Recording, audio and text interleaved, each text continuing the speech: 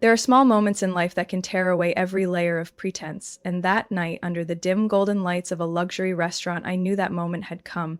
Not because of a heated argument, not because of some earth-shattering event, but simply because I sat there, watching them, the people I called family, laugh and spend my money as if I didn't exist. At that very moment, everything I had tried so hard to endure shattered beyond repair. My name is Savannah. I'm 29 years old, living in Austin, Texas. I work as a financial manager at a major insurance company. A stable job with a good income, enough for me to live comfortably and help my family when needed. Or at least I thought I was helping them. My parents are in their 60s, their health starting to decline, and my sister Madison, 31, has never supported herself a single day. In fact, for all these years, I'd been the one quietly covering every meal, every birthday gift, every holiday celebration they deemed a child's responsibility. I was used to paying. Honestly, at first, it didn't bother me. They were my family, and I loved them. But like everything else in life, kindness has its limits, especially when it's turned into an unspoken obligation. That day, they invited me to a small family dinner to celebrate my mother's recovery from minor surgery. I agreed without a second thought, even feeling a bit warm inside, imagining us gathered for a simple meal like the old times. But that simple dinner turned out to be at the Grand Clover, an upscale restaurant catering to the city's elite, where even a single salad costs over $50, 0 cents, and the cheapest bottle of wine runs no less than $300, 0 cents. I stepped in, glanced around at the tailored suits, sparkling evening gowns, scrutinizing eyes, and immediately felt like I had entered another world. Madison had made a reservation, a large table by the window, overlooking the sparkling lights on the Colorado River. I had barely sat down and hadn't even opened the menu when my sister cheerfully announced, "Savannah, you're treating tonight. You're so successful after all." Madison winked at me, her tone half joking, half serious. My mother giggled, my father simply nodded, as if it had already been decided. I stiffened but forced a smile, telling myself it'll probably just be a few dishes, no big deal. But when the server arrived, the nightmare truly began. Madison opened the menu, glanced through it, and eagerly pointed. "I'll have the premium Kobe steak with foie gras. Oh, add truffle fries and a lobster salad, too. Oh, and a bottle of Dom Perignon 2010. "Thanks." I nearly dropped my water glass when I heard the price. Her order alone was close to $600, 0 cents.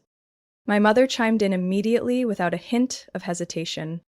"I'll take the miso-glazed black cod with turmeric butter sauce. Oh, and add the scallop soup and a platter of raw oysters to start."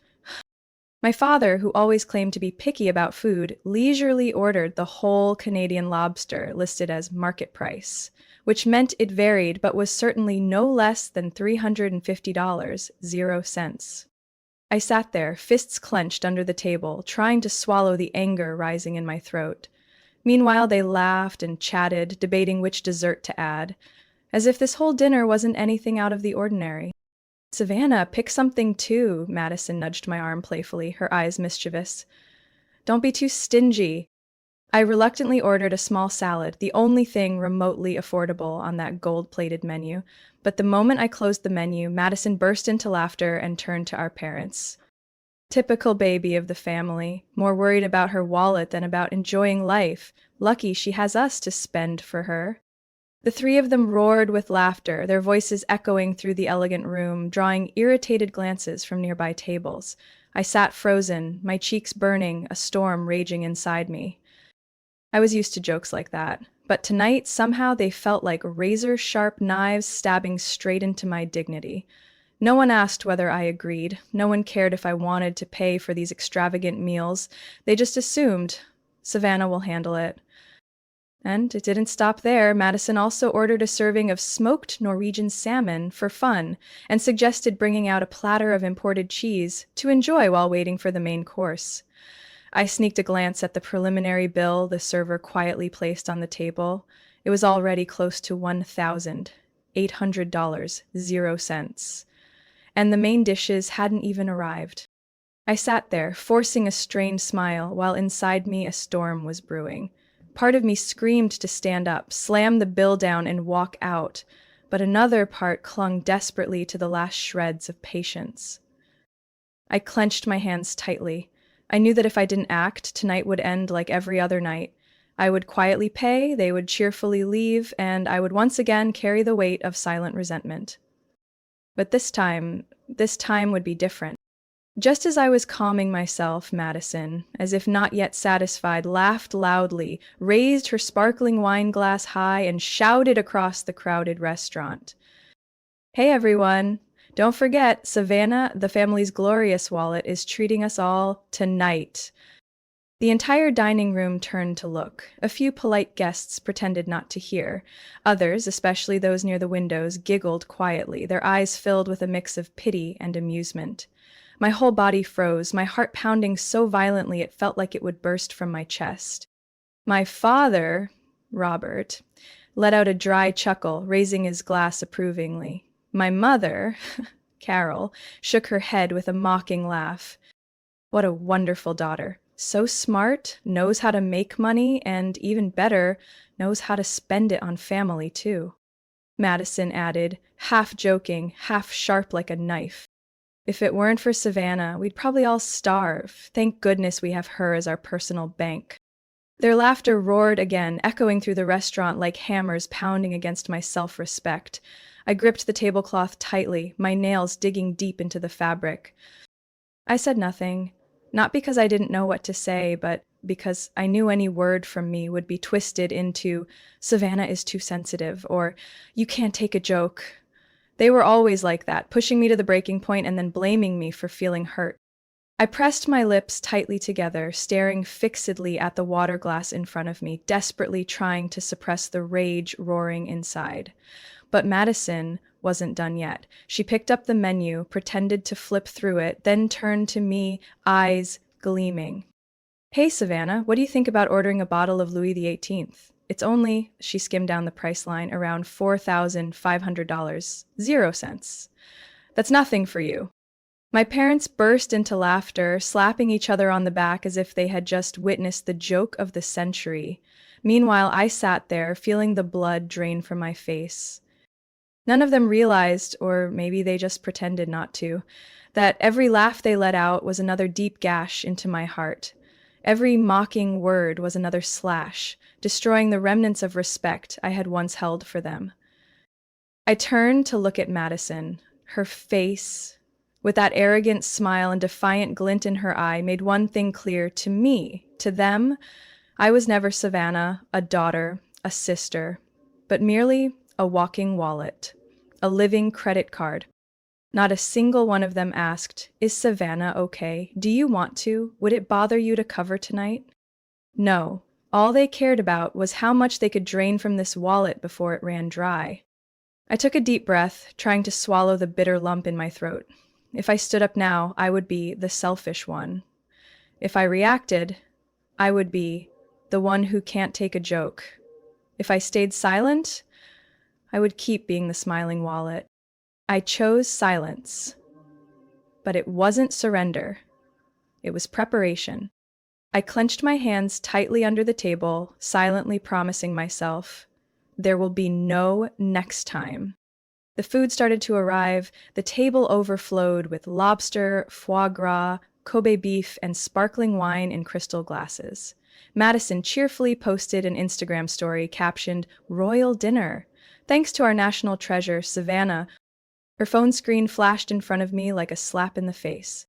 My mother leaned back in her chair, sipping red wine, her voice dreamy. So proud to have a successful daughter like Savannah. Not every child is this useful to their family. I wasn't sure what useful meant to her. Making money? Enduring in silence? Or letting others stomp on my dignity as long as they were happy? My father, the man who once taught me that self-respect is more important than anything, now sat there, silently enjoying a lavish meal built on his daughter's sacrifices. Meanwhile, Madison continued her cruel entertainment.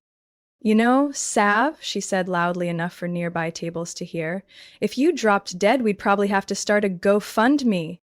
Laughter erupted. A few diners turned to look at us with a mix of curiosity and disdain.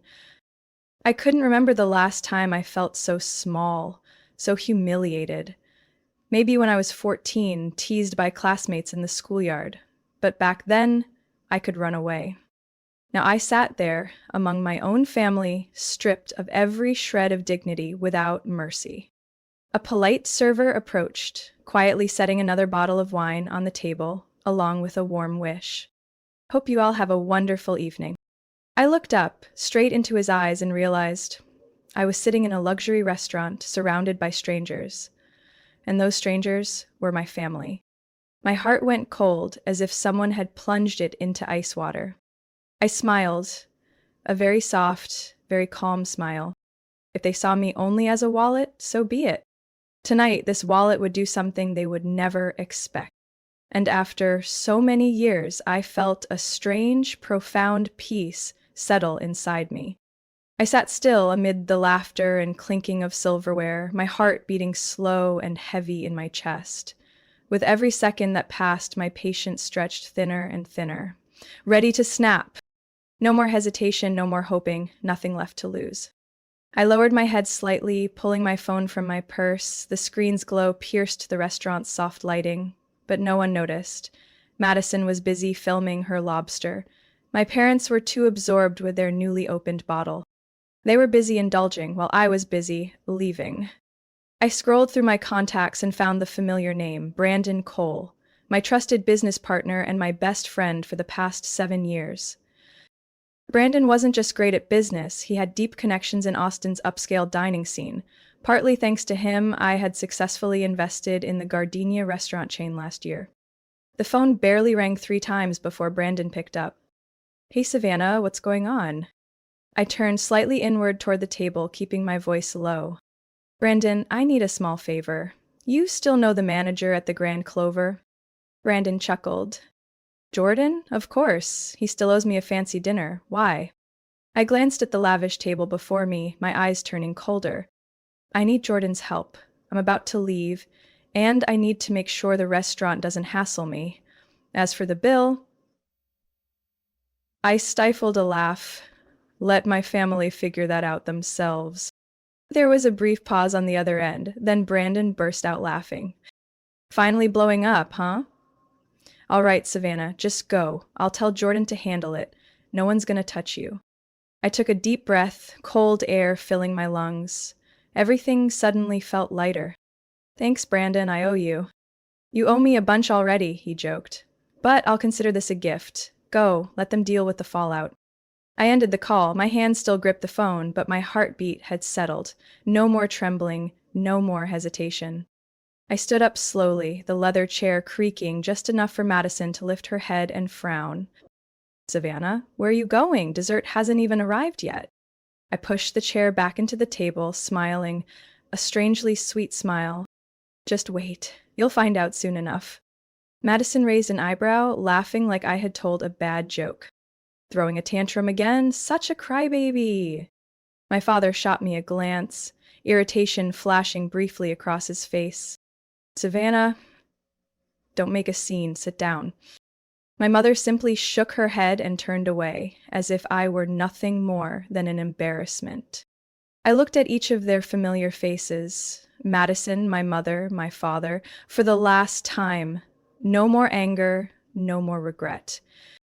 Only a cold, hollow emptiness deep in my bones. Without saying a word, I turned around and walked straight toward the door. The click of my heels echoed on the polished wood floor like a slow drumbeat of farewell. Behind me, Madison's voice rang out, half laughing, half mocking. She's just trying to get attention. Give her 10 minutes, she'll come back crying. Her sharp laughter followed me with every step I took, scratching at my back like thorns. But I didn't stop. I didn't look back. I didn't falter. The restaurant's heavy glass door swung open as I pushed gently, and the cool April night air of Austin hit my face, blowing away all the suffocating tension inside me. I descended the stone steps, letting the warm yellow lights behind me fade away. My heart felt strangely light, yet deep down, a dark undercurrent was rising. A storm was coming, and I had no intention of shielding anyone from it. My phone vibrated in my pocket. A message from Brandon. Jordan got the message. You're good. No one's gonna touch you. I smiled faintly and locked the screen with a swipe of my finger. Everything was ready. My family, the ones who had treated me like a living ATM for years, was about to face the real price of their ingratitude. And I, Savannah Lewis, would never again be the smiling wallet. I had just gotten into my car and closed the door when my phone started vibrating nonstop like a thunderstorm. Madison's name flashed on the screen. I didn't pick up. Not even 10 seconds later, a text popped up. Enough with the jokes, Savannah. Get back here now. The next message came from my mother. Stop being childish. Get back to the table immediately. Then a call from my father. The screen lit up inside the dark cabin of the car. I stared at it like it was a snake slithering toward me. I didn't answer. There was no need. Another call followed. A strange number. A gut feeling told me it wasn't anyone but the restaurant manager. I smiled faintly, cold as ice. They were starting to realize they were truly trapped.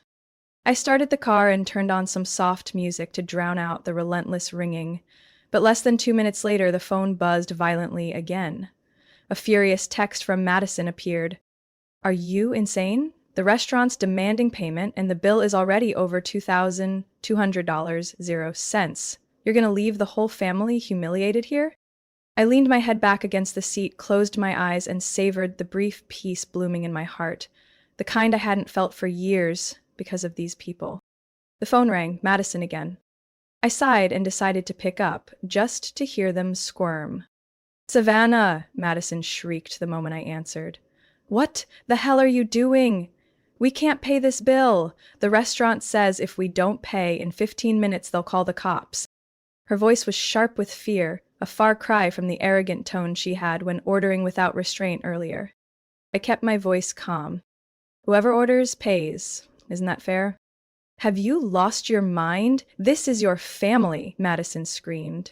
Family is supposed to support each other, not abandon each other like this. I let out a short, humorless laugh. Family only remembers support when there's no one left to foot the bill, right? I could hear my mother's trembling voice in the background. Savannah, don't do this. You're embarrassing your parents in front of everyone. Embarrassing? I repeated, my voice cold as steel. You've been embarrassing me all night. A fun dinner, paid at a real cost. Now you know what that feels like. A heavy silence followed. Then my father grabbed the phone, his voice dry and harsh. If you have any conscience left, come back now. You're humiliating the entire family. I leaned my head back and let out a cold laugh. No, Dad. Tonight, it's not me who should be ashamed. Then I hung up. The phone immediately rang again. I powered it off. Outside, the night wind swept through the empty parking lot. Streetlights cast patchy reflections across my windshield. I sat there, gripping the steering wheel, my heart racing, not from fear, but from something else, freedom. I was tired of always being the one to sacrifice, the one treated like a tool without anyone ever caring how I felt. Did they really think I would forever obediently shoulder everything under the name of family? Not anymore. A ping sounded when I turned the phone back on. A flood of messages poured in like a broken dam. Madison, I swear, if this blows up, you're no longer my sister. Ma, you're heartless, Savannah. Family is everything, and you're tearing it apart. Dad, it's over. A child like you is a real disappointment. I read every line, each word like a fire scorching my eyes. But instead of pain, I felt nothing but cold detachment. They weren't sorry for what they had done to me. They were only furious because I refused to be their obedient servant anymore. The phone vibrated again. It was the restaurant's number. I picked up. A calm male voice spoke. Hello, Miss Savannah Lewis. This is Jordan, manager of the Grand Clover. We understand the situation, and I must inform you that your family is being asked to settle the bill immediately. If they fail to do so, we will be forced to take legal action. I smiled faintly, my voice as light as the breeze. Thank you, Jordan. Please handle the rest. Of course, Miss Lewis. Have a good evening. The call ended. I leaned back in my seat and closed my eyes. A minute later, a message from Brandon came through. Jordan just texted, Madison's losing it, your mom's crying, and your dad's demanding to call a lawyer. They're completely falling apart. I let out a soft laugh, not out of spite, but because, finally, my patience had been rewarded. I took a deep breath and placed the phone on the passenger seat. For the first time in 29 years, I was no longer the invisible shadow in my own family. I had let go, and the feeling was sweeter than any victory I could have ever imagined. As I parked outside my small apartment in South Austin, I saw headlights flash at the end of the street. A familiar gray SUV sped toward me like a predator catching the scent of blood. I exhaled deeply, completely drained. So, they hadn't been able to stay away. They were here, carrying the rage they believed I deserved. The car screeched to a stop in front of my house. Madison jumped out first, the door slamming open, her high heels clacking fiercely against the pavement. My parents followed, their faces stiff, as if they had just swallowed blocks of ice. I hadn't even grabbed my keys when Madison shouted, Savannah, open the door, we need to talk, now. I got out of the car, forcing myself to stay calm. My heart was pounding, not from fear, but because I knew no one could stop me from saying what I needed to say anymore. Madison stormed toward me, her face flushed, golden hair falling wildly over one eye. Do you even realize what you've done? You've smeared dirt all over this family's name. I stood still, coldly observing. My mother stepped forward, her dark-ringed eyes brimming with tears. Savannah, you can't destroy everything over one dinner. Family is forever. My father, Robert, clenched his fists, his voice dropping low. We're blood. No matter the disagreement, you don't betray your own family. I clenched my hand by my side, every muscle taut, but my mouth curved into a frozen smile. Betrayal, I repeated, my voice steady like a knife skimming stone. You dare use the word betrayal with me? Madison lifted her chin defiantly, refusing to back down. You're right. You abandoned your family in public. You humiliated us, Savannah. I let out a dry, harsh laugh. No, you humiliated yourselves the moment you turned me into a walking wallet, treated my kindness as a given, and twisted love into a tool for exploitation. My mother clutched her purse tightly, her lips trembling. We just wanted a nice dinner. You're overreacting. A nice dinner, I repeated, my voice sharp as a razor. Calling me a wallet in front of an entire restaurant, posting videos mocking me online and assuming I'd foot the bill for your extravagance? That's what you call nice? My father stepped forward, his voice heavy. It was just a joke, Savannah. You're too sensitive. I laughed out loud, a bitter, unrestrained sound. How convenient. When you hurt me, it's just a joke, but when I refuse to be used, I'm the traitor. Madison pressed her lips together, rage blazing in her eyes. So what now? You're cutting off the whole family over a few $100? I stepped closer, slowly, looking Madison, my childhood idol, straight in the eyes. No, I'm cutting ties over thousands of moments of disrespect, over countless times I paid without a single thank you, over being treated like my only worth was the dollar amount you could stick on my forehead. My mother whispered, her voice trembling. Savannah, please. I turned to her, looking straight into the eyes of the woman who once cradled me through childhood fevers, now filled only with calculation and expectation. Have you ever asked me if I was okay? I asked, my voice barely above a breath. Even once? Or did it only matter that I could pay the bills? No one answered. Not a single word. Only the cold night wind howled through the parking lot, like a funeral shroud, draping over what once pretended to be a family. Madison exploded. You'll regret this, Savannah. Who do you think you are? You think flashing a little cash puts you above the family? I stood tall, not flinching under her fiery gaze. No, Madison, I don't think I'm better than anyone. I just finally realized I don't have to live beneath you anymore. My father shook his head in despair. You're going to live alone your whole life, Savannah. No one could love someone like you. His words sliced through the air like a blade, but I just shrugged, weightless. If the price of freedom is loneliness, I'm willing to pay it. A deadly silence fell.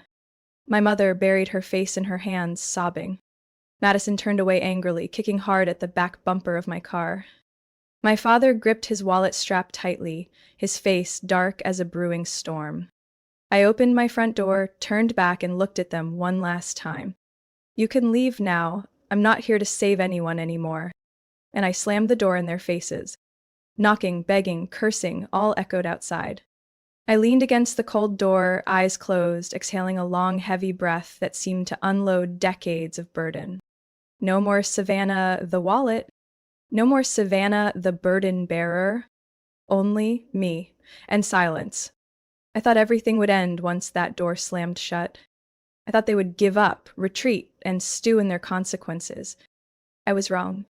Less than 5 minutes later, the knocking turned into pounding, shaking the entire door frame.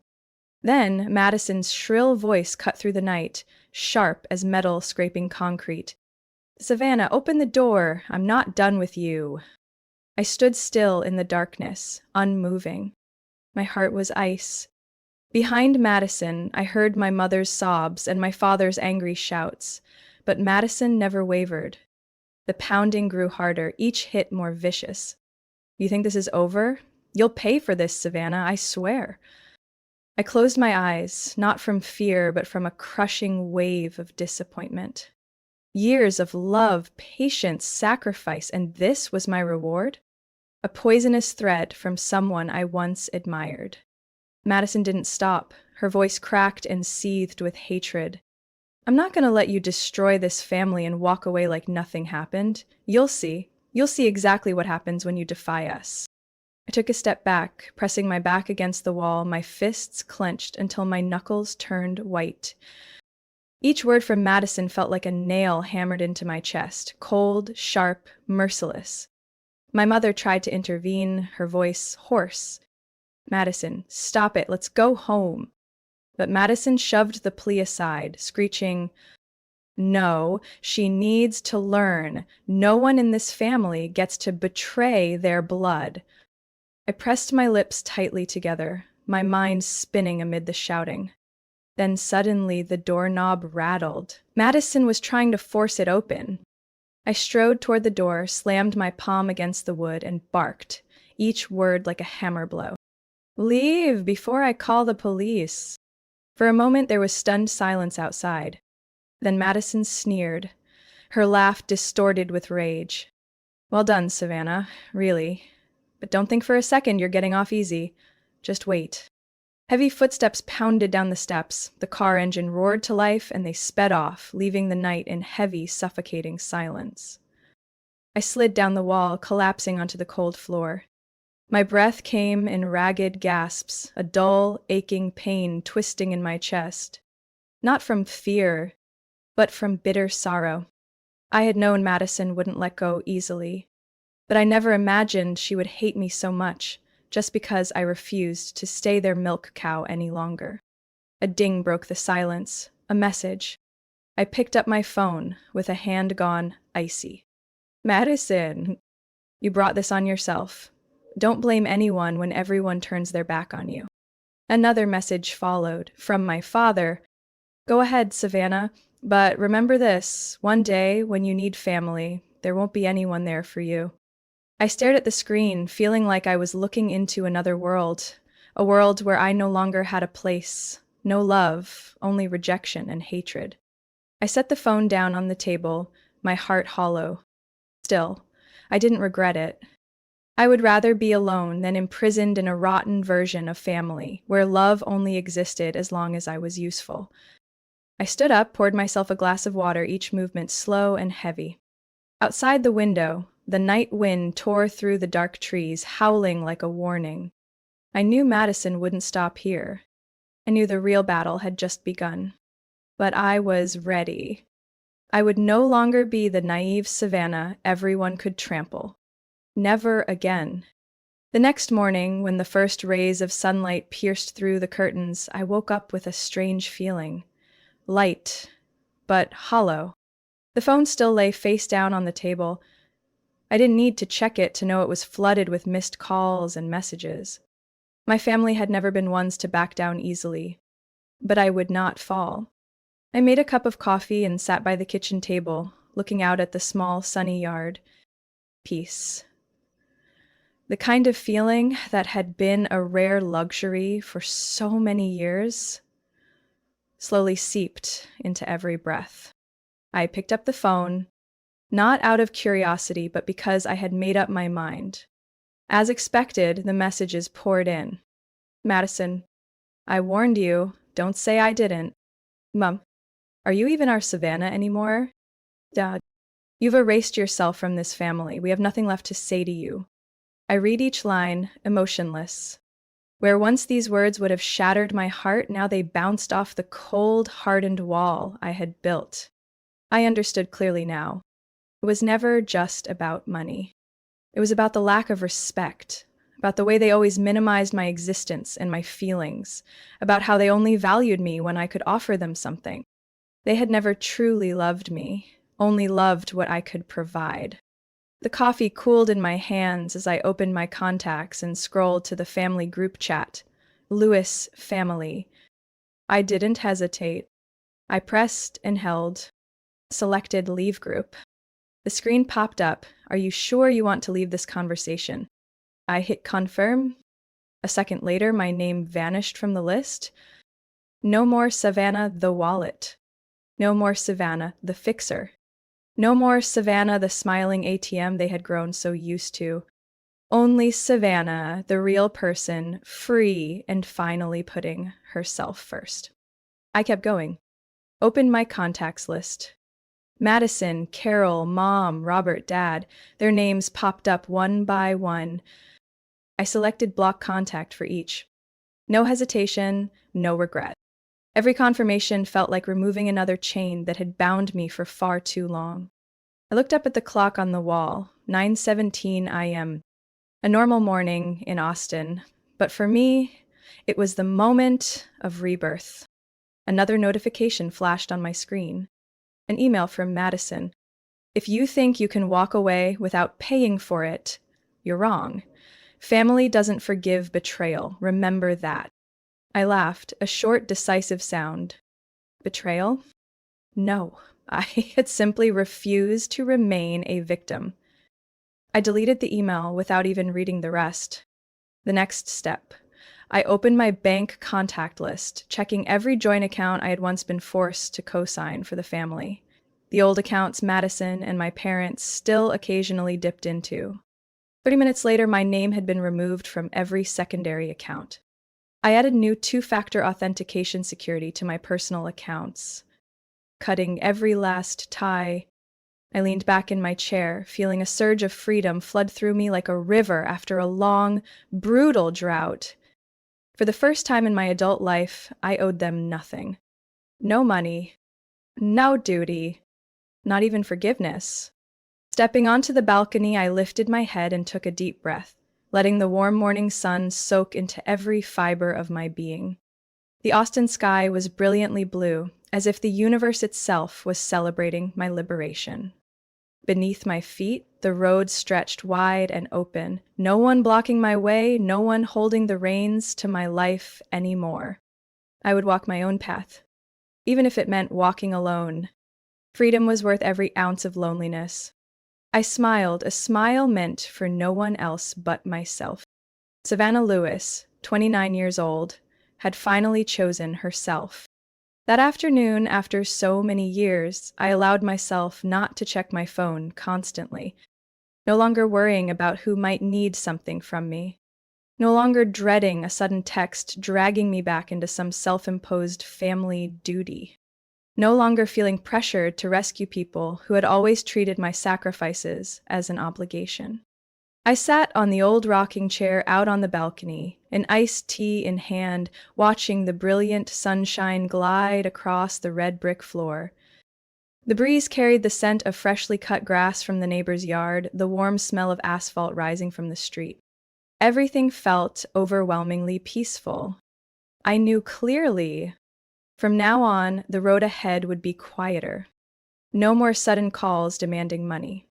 No more whiny messages asking for help only to mock me behind my back later. In exchange, there would be long, empty days, holidays spent alone, quiet Sunday afternoons without the noise of family gatherings. But I accepted it. Loneliness was far more bearable than being chained to unreasonable expectation. Loneliness was far kinder than enduring a rotting, fake version of family. I wondered, what if one day Madison and my parents regretted it? What if they tried to come back, reaching out to me again? I knew the answer. I wouldn't open the door. Not out of hatred, but because I had finally learned love must come from both sides, not just one person giving endlessly while the other only takes. I pulled out an old yellowed notebook from the drawer. On the very first page, I wrote with a firm, steady hand, "Today, Savannah Lewis chooses herself." No apologies, no explanations, just a declaration for a new life. I knew there would be moments when I missed them. Missed the days Madison would ride bikes with me through the park. Missed the Sunday dinners my mom cooked. Missed my father's deep laugh when telling old stories. But I also knew no sweet memory could ever wash away years of pain, exploitation, and belittlement. I would let those memories pass through me like the wind, gently, without clinging. I would rebuild my world from scratch, with these same hands that had once been hurt but had never stopped being strong. I would work. I would plant gardens. I would learn to find joy again in the little things I once abandoned while serving others. There would be long, cold nights. There would be moments of aching loneliness. But I would rather walk through those nights alone than live even one more day under the greedy, selfish shadows they cast. I looked out at the empty road, the sun sinking slowly into the west, bathing the city in warm shades of gold and orange. A soft smile curved my lips. No one could take this freedom away from me. No one could demand my self-sacrifice anymore. I had let go. No more hatred, no more hope. Only peace. Savannah Lewis, 29 years old, the woman who had once been the family's wallet, was now simply herself. A free person. And that was all she needed. Since letting go of toxic ties, Savannah Lewis has learned life's most expensive lesson.